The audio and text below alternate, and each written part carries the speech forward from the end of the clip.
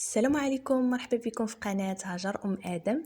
اليوم إن شاء الله فيديو جديد ووصفة جديدة سهلة وبسيطة كيف ما عودتكم في قناتي. غنحضر لكم كيكة بالمنظرين، فاكهة الموسم. نحاول نستغلوا هاد الفاكهة هادي قدر الإمكان باش ننوعوا في وصفاتنا وتكون بسيطة وسهلة وبمقادير غير مكلفة. غنحضر لكم كيكة كتجي هشيشة بذوق المنظرين، وكذلك كتجي فيها الطبقة المنظرين بصلصة المنظرين، كذلك كتجي رائعة بزاف بزاف في الشكل كيف ما كتشوفوا، والمذاق رائع. تجي معلكة ديك الطبقة المنظرين مع ديك الهشاشة د الكيك، رائعة ما نقولكمش. وكذلك مختلفة على المعتاد، واحد الطريقه اللي هي مبتكره شيئا ما، بواحد التقنيه اللي هي بسيطه كتخلي هذا الكيك د المنظرين كيطلع زوين بزاف بزاف. واللي اول مره كيزوروا القناه ما تنساوش تشتركوا في القناه وتفعلوا الجرس باش يوصلكم الجديد من فيديوهاتي. وإلا عجبكم فيديوهاتي واكيد غينالوا الاعجاب ديالكم، ما تنساونيش بالضغط على زر الاعجاب اسفل الفيديو باش تشجعوني اكثر ونعطي وصفات اكثر واكثر. وكذلك ما غننساش الناس العزاز اللي كيخليو لي تعاليق محفزه، تعاليق ايجابيه، كلها تشجيعات كتخليني انني نزيد القدام. كنشكركم بزاف بزاف بزاف. ما نطولش عليكم اكثر، نخليكم مع مقادير وطريقه تحضير كيك بالمندارين. كناخذ المندارين اللي هو المكون الاساسي في هذه الوصفه. كنقشر المندارين، من بعد كنحيد له داك الخيوط، من بعد كنحيد له ديك القشره الرقيقه دغيا بسهوله كتحيد. هذه هي التقنيه البسيطه اللي كتخلي ديك الطبقه ديال المندارين كتجي معلكه وكتذوب في الفم، لان ديك القشره ما كطيبش في الفرن. داكشي علاش من الافضل اننا نحيدوها ونخليو غير القلب د المندارين. صدقوني راها كتجي رائعه ديك الطبقه، والكيك كامل كيجي لذيذ بزاف بزاف. كنستمر بهذه الطريقه حتى كنقشر الكميه اللي غنحتاج للمندارين. من بعد ما كملت كناخذ القالب اللي غندخل الفرن وكنستف دوك الحبات المندارين بشكل دائري عادي حتى كنغطي القاعده ديال القالب، وكنحاول انني نزاحمهم باش ما نخليش فراغات يدخل فيها الكيك. بهذا الشكل هذا كيف ما كتشوفوا كتعطي واحد المنظر اللي هو زوين، وكذلك حتى واحد الشكل زوين الكيك ديالنا ملي كيطيب. كنخلي القالب على جنب، كناخذ 3 البيضات، كنضيف لهم كأس ديال السكر سنيده او السكر الخاشن، كنخلطهم مع بعضياتهم حتى كيذوب السكر. كنضيف رشه ملح، ساشي ديال السكر فانيليا،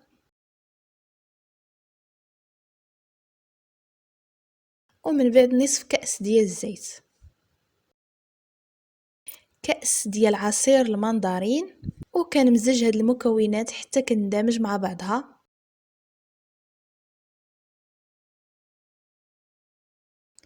من بعد كنضيف الدقيق. انا استعملت 3 الكيسان ما عامرينش ديال الدقيق. في الاول خديت 2 الكيسان ديال الدقيق ومزجت الخليط، ومن بعد ضفت الكأس الثالث.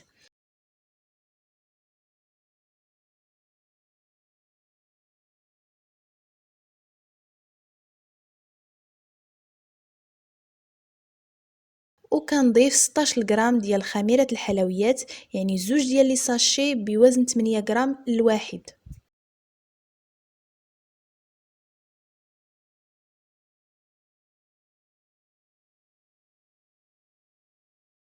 انا استعملت 3 الكيسان كيف ما قلت لكم ما عامرينش، نتوما على حسب نوعيه الدقيق، يعني استعملوا 2 كيسان في الاول ومن بعد ضيفوا الدقيق شويه بشويه حتى تكملوا 3 الكؤوس وتحصلوا على العجين ديال الكيك العادي.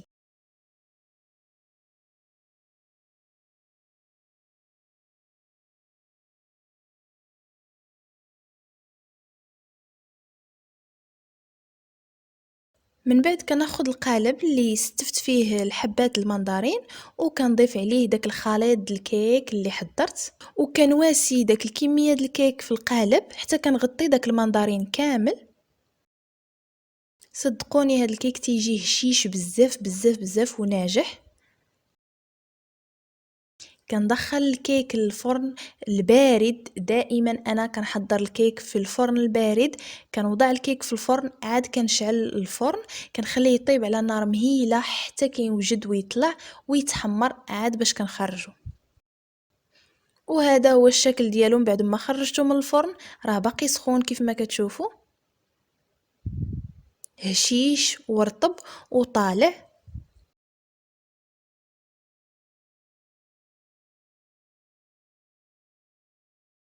كنحيدو من القالب وكنوضعوه في طبق التقديم مباشره.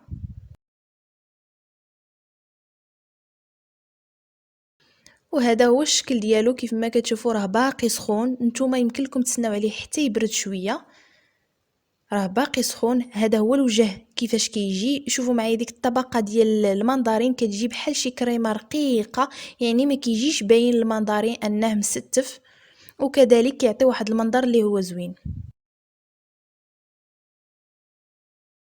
شوفوا معايا كيفاش محمره من الجوانب وهشيشه بزاف بزاف بزاف. بالنسبه للوجه كيف ما شفتوه ماشي كراميليزي، يعني الا بغيتو يجي كراميليزي كديروا واحد الرشه ديال السكر سنيده في القاعده ديال القالب. الا ما كنتوش غديروا الصلصه اللي غنستعمل انا، يمكن لكم ديروا واحد الرشه ديال السكر في القاعده ديال القالب باش كيجي الوجه الكيك كراميليزي وما كتحتاجوش تضيفوا صلصه. انا حاولت ننوع، وكذلك هاد الصلصه كتزيد واحد الاضافه اللي هي زوينه بزاف بزاف. من بعد ما خرجت الكيك من الفرن خليته كيبرد ومشيت نحضر الصلصه ديال المندرين. الصلصه ديال المندرين بسيطه، فيها كأس ديال عصير المندرين، نصف كأس ديال السكر سنيده، ملعقه كبيره د النشا، ساشي د سكر فانيليا. وضعتها فوق النار حتى عقدت، وضفت لها معلقه صغيره ديال الزبده باش تعطيها اللمعان، ودرتها فوق الكيك وهي باقا سخونه باش يشربها الكيك. شوفوا معايا هاد الصلصه راه كتجيبو لذيذ بزاف بزاف، وتيجي الكيك مشرب ديك الصلصه، والكيك كامل كيجيب نكهه المنظرين رائع بزاف بزاف. هكا كنستغلوا فاكهه الموسم كيف ما قلت لكم.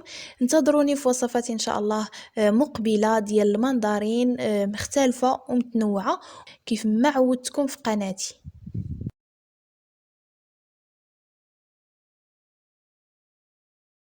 وهذا هو الشكل النهائي ديال الكيك د المنظرين. هذا النهار زينته بورقات ديال النعناع اللي كتبقى اختياريه، كيجي رائع بزاف بزاف، وراه باين من الشكل ديالو. ما نحتاجش عاد نشكروا لكم او نقول لكم بانه زوين، راه باين من المنظر ديالو. اكيد غادي تجربوه وغينال الاعجاب ديالكم، ونتمنى تجربوه في اقرب وقت. ومعايا راه هشيش، وهنا راه باقي سخون، يعني تقدروا تسناو حتى يبرد تماما. وراكم عارفين الكيك كل ما جلس وكل ما برد جيدا عاد كيعطي اللذة ديالو.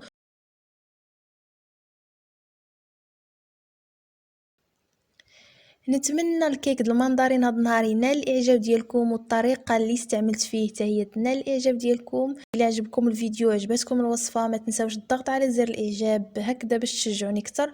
خليو لي في التعاليق ارائكم في الكيك، واش عجبكم ولا ما عجبكمش، تساؤلاتكم يعني اقتراحاتكم، وغادي نكون ان شاء الله عند حسن الظن ديالكم. كذلك بارطاجيو لا فيديو مع الاحباب والاصدقاء باش تعم الفائده. نتلاقاو في فيديو اخر ان شاء الله مع وصفه اخرى. الى اللقاء.